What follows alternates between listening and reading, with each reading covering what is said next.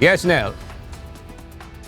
Yes, Aga, madaling araw pa lamang kanina ay natanggap na ng Interpol Manila ang official copy ng warrant of arrest mula sa International Criminal Court o ICC laban kay dating Pangulong Rodrigo Duterte. Yan ang kinumpirma ng Presidential Communications Office o PCO matapos salubungin ng mga otoridad kanina sa Ninoy Aquino International Airport ang dating Pangulo. Ayon sa Malacanang, sa pagdating ni dating Pangulong Duterte, inihain ng Prosecutor General ang ICC notification para sa isang arrest warrant sa dating Pangulo para sa krimen laban sa sangkatauhan.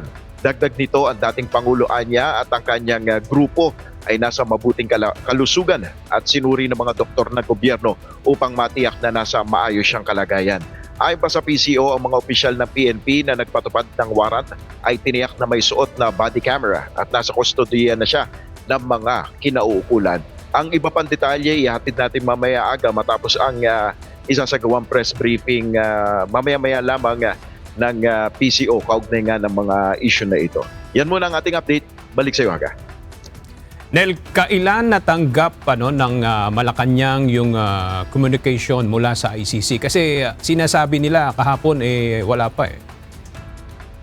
Yun nga, Aga, no? Yun yung isa sa mga itatanong din natin mamaya sa press briefing dahil medyo limitado lamang yung ibinigay na statement ng Malacanang ukol dito na sinasabi nga nila na madaling araw kanina yung natanggap ng Pilipinas itong official copy ng warrant of arrest. Pero yung mga informal na communications, kung meron man nangyari o communication mula sa ICC, yan din ang ating alamin mamaya sa press briefing, Aga.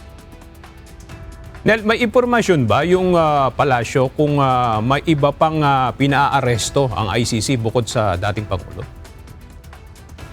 Sa ngayon, wala pang ibinibigay na detalye, Aga, no? Kaugnay nga dito sa naganap na ito na pag-aresto, no? Kung ano yung mga detalye nilalaman dito sa warrant of arrest na ito.